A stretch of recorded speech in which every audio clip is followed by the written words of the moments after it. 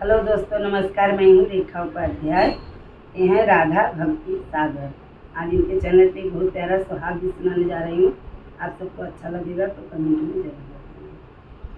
पूर्व से डोलिया पश्चिमा बाएं बाबा यारे लागी गईले चारी चारी कहार रे लाला नावा यारे लागी गईले चारी चारी कहार रे लाला नावा। पूर्व से डोलिया पश्चिमा बाएं बाबा यारे लागी गईले चारी चारी कहार रे लाला नावा यारे लागी गईले चारी चारी कहार रे लाला नावा। जब डोलिया पहुँचे पीपरवा के देशवा यारे झरी ये पीपरा के बात रे लाला नावा यारे झरी गए पीपरा के बात रे लाला नावा। दुआरा पे पापा जे रोई रोई पूछा यारे कहाँ गई बेटी हमारा रे लाला नावा यारे कहाँ गई बेटी हमारा रे लाला नावा। घर में से मम्मी रोवत थी मैया रे पापा के लग समझावई रे लाला नावा यारे पापा के लगई समझावई रे लाला नावा। तोहरी न बेटी स्वामी ससुर चली गई अरे चली गई लक्ष्मी हमारा रे लाला नावा यारे चली गई लक्ष्मी हमारा रे लाला नावा।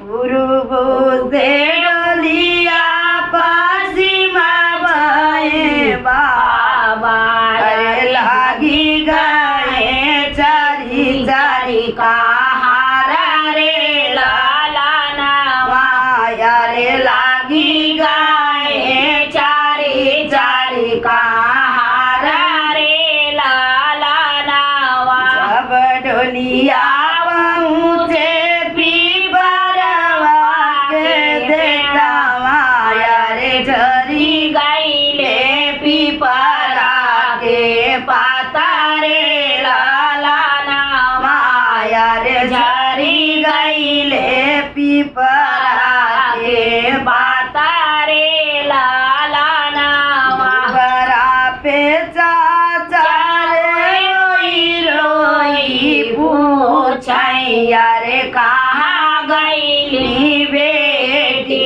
हमारा रे लाला नावा यारे कहाँ गईली बेटी हमारा रे लाला नावा।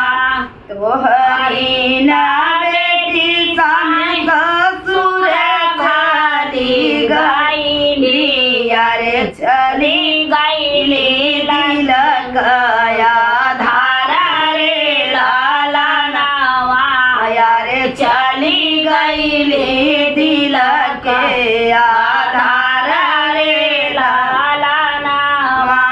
पूर्व से डोलिया पश्चिमा जाए बाबा यारे लागी गए चारी चारी कहार रे लाला नावा यारे लागी गए चारी चारी कहार रे लाला नावा। जब डोलिया पहुँचे पीपरवा के देशवा यारे झरी गईले पीपरा